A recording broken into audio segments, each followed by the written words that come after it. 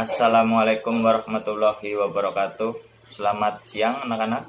Semoga dalam kondisi sehat selalu, tidak kurang suatu apapun, dan tetap semangat belajar di tengah pandemi COVID-19. Pertemuan sebelumnya kita telah belajar tentang pemilihan topik atau judul dalam penelitian sejarah. Adapun manfaat dalam pembelajaran kita pada hari ini adalah untuk mengetahui tentang langkah-langkah dalam proses penelitian sejarah. Kemudian pada kesempatan hari ini kita akan belajar mengenai langkah-langkah dalam penelitian sejarah. Yang pertama ada penentuan judul atau topik. Kemudian yang kedua ada heuristik. Kemudian yang ketiga ada verifikasi atau kritik. Kemudian yang keempat ada interpretasi atau eksplanasi. Kemudian yang kelima ada penulisan sejarah atau historiografi. Jadi heuristik itu adalah istilah dalam proses pengumpulan sumber-sumber dalam penelitian sejarah. Heuristik sendiri berasal dari bahasa Yunani yang artinya memperoleh. Adapun yang hal-hal yang harus diperhatikan dalam proses pencarian sumber yaitu tingkat kerelevanan dengan topik yang telah ditentukan. Jangan kita bikin topik apa nanti sumbernya yang tidak ada hubungannya, cuman sulit karena ya mungkin kurang selaras ataupun kurang sinkron, kurang konkret seperti itu. Jadi istilah heuristik itu sama dengan proses pengumpulan sumber-sumber sejarah, penelitian sejarah. Nah, di dalam heuristik sendiri terdapat dua konsep atau dua sumber ya. Jadi yang pertama itu ada sumber tertulis, kemudian yang kedua ada sumber lisan. Kita yang ke pertama dulu, sumber tertulis. Sumber tertulis itu seperti apa? Sumber tertulis itu sumber-sumber yang berada di kantor pusat ataupun dokumen arsip negara. Nah, seperti Arsip Nasional Republik Indonesia atau ANRI di Jakarta. Di lembaga ini terdapat banyak arsip-arsip atau sumber-sumber peninggalan sejarah dari zaman kolonial dan lain sebagainya. Ini merupakan sumber tertulis yang banyak sekali dapat memberikan informasi kepada sumber-sumber yang akan digunakan untuk melakukan penelitian. Kemudian yang kedua ada sumber lisan. Nah, sumber lisan ini sumber yang diperoleh dengan wawancara terhadap narasumber yang bersangkutan ketika peristiwa tersebut terjadi. Ketika terjadi sebuah peristiwa dan terdapat narasumber, itu dapat dilakukan sebuah wawancara untuk mendapatkan sumber terpercaya ataupun sumber lisan, karena dia memang saksi hidup dari sebuah peristiwa tersebut. Nah, kemudian adapun hal-hal yang harus diperhatikan dalam pemilihan sumber agar tidak memperoleh sumber yang kurang relevan. Jadi yang pertama itu ada jangka waktu. Semakin dekat jangka waktu tersebut akan semakin baik bagi penelitian, karena ya kalau misalkan jangka waktunya terlalu lama kan otomatis tingkat kepercayaannya itu harus benar-benar terpercaya seperti itu. Jadi kalau misalkan jangka waktunya lebih cepat itu lebih baik. Kemudian yang kedua yaitu semakin serius.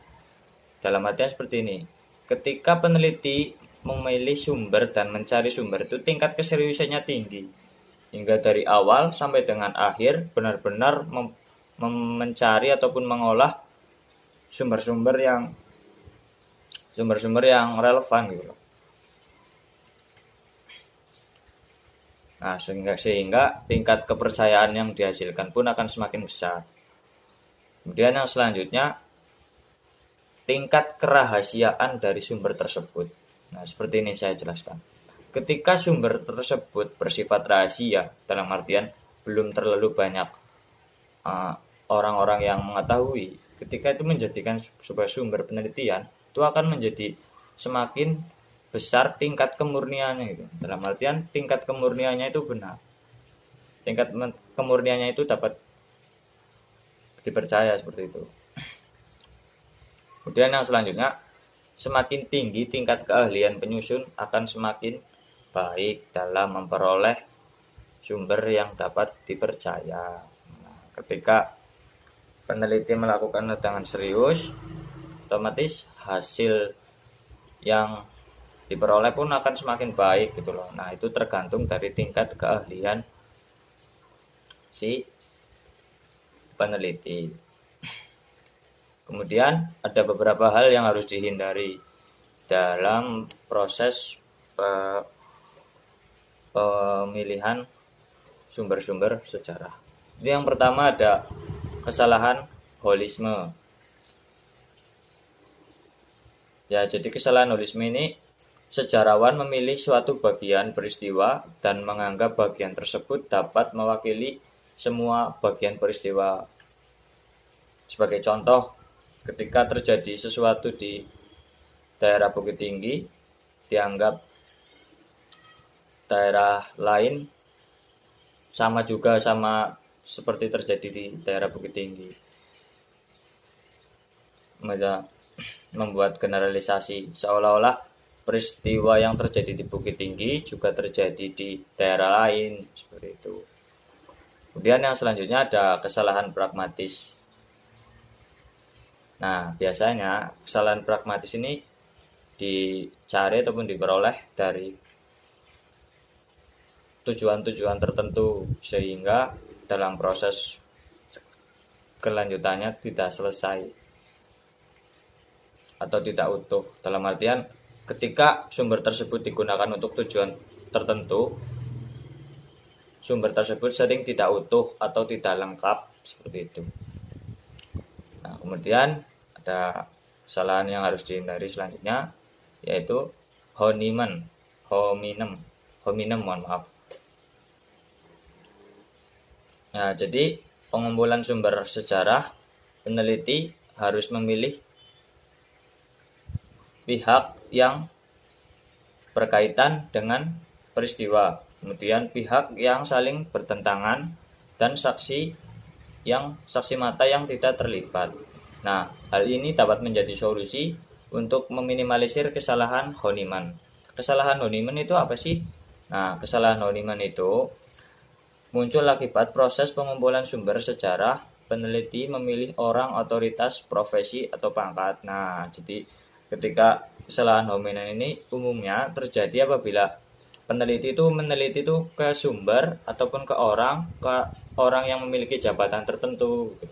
Nah, sehingga sumbernya dapat sedikit dipertanyakan gitu loh. Dalam artian dipertanyakan, tingkat kerelevannya, apakah data tersebut benar-benar valid atau tidak. Nah, seperti itu. Nah, makanya untuk meminimalisir kesalahan dari sumber tersebut, pentingnya dilakukan dari pengumpulan 3 sumber, yaitu yang pertama ada pihak yang berkaitan dengan peristiwa, kemudian yang kedua ada saksi yang tidak terlihat, dalam artian netral, tidak terlibat, dalam artian netral, kemudian pihak yang saling bertentangan, dalam artian bukan pihak yang pro. Ketika pihak yang pro otomatis kan memberikan informasi yang baik-baik saja, seperti itu loh. Nah, jadi untuk meminimalisir kesalahan honiman itu perlu dilakukan penelitian sumber ke pihak yang bertentangan. Nah, seperti itu anak-anak. Kemudian metode penelitian yang selanjutnya yaitu verifikasi atau kritik sumber. Jadi setelah kita mengumpulkan sumber-sumber dalam proses penelitian sejarah atau heuristik, langkah selanjutnya adalah verifikasi atau kritik sumber, dengan tujuan agar kita dapat memperoleh hasil ataupun sumber-sumber yang valid dan sudah dikaji sesuai dengan kebutuhan penelitian kita. Di dalam kritik Kritik eksternal merujuk kepada bahan-bahan yang digunakan dalam pembuatan sumber. Ada 3 pertanyaan yang harus diungkap dalam kritik eksternal. Yang pertama yaitu autentitas. Apakah sumber tersebut sesuai dengan kebutuhan penelitian kita? Kemudian yang selanjutnya adalah originalitas. Jadi apakah sumber tersebut original ataupun turunan? Kemudian yang selanjutnya adalah integritas. Apakah sumber tersebut masih utuh atau sudah berubah? Kemudian ada juga kritik internal, yaitu kritik yang menguji keaslian sumber dengan merujuk pada isinya. Ada 3 pertanyaan yang harus diungkap dalam kritik internal. Jadi yang pertama itu sifat sumber. Apakah sifat sumber tersebut itu resmi atau tidak? Itu perlu dipertanyakan. Kemudian yang selanjutnya adalah latar belakang penulis pengarang sumber. Apakah penulis berperan dalam peristiwa yang diteliti? Selanjutnya, membandingkan. Apakah sumber tersebut memiliki fakta yang sejajar dan objektif bila dibandingkan dengan sumber lainnya? Nah, langkah-langkah ini menjadi penting dalam proses penelitian sejarah. Kemudian, langkah yang selanjutnya dalam proses penelitian sejarah yaitu interpretasi, yaitu proses penafsiran dalam sumber-sumber ataupun analisis terhadap data-data, fakta-fakta, serta sumber-sumber yang telah dihimpun. Proses melakukan interpretasi harus bersifat objektif, deskriptif, dan selektif.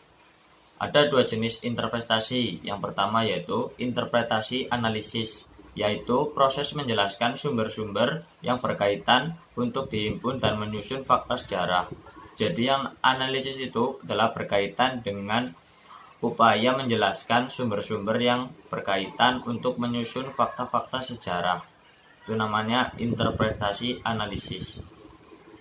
Nah, kemudian selanjutnya interpretasi sintetis, yaitu menyatukan analisis-analisis terhadap sumber yang telah dihimpun untuk dapat memperoleh penulisan karya sejarah. Jadi antara interpretasi sintetis dan analisis keduanya saling berkaitan dalam proses penelitian sejarah. Kemudian yang selanjutnya yaitu historiografi sejarah atau penulisan sejarah. Kata historiografi diambil dari kata history yang artinya sejarah, sedangkan grafi adalah tulisan. Nah, di dalam aspek penulisan ini, peneliti harus memiliki kegemaran di dalam melakukan penulisan sejarah agar dapat memperoleh hasil penelitian yang maksimal.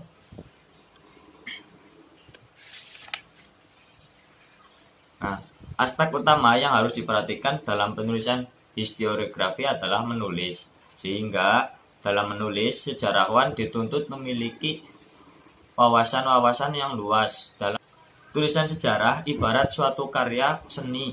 Apabila seorang sejarawan memiliki kemampuan berimajinasi yang besar, yang baik, tulisannya akan enak dibaca dan membaca seolah diajak ke masa lalu dan melihat apa yang diceritakan dalam tulisan tersebut, seolah-olah telah menghidupkan masa lampau yang telah mati. Penulisan sejarah biasanya mengikuti 3 alur. Yang pertama yaitu pengantar, kemudian hasil penelitian dan kesimpulan.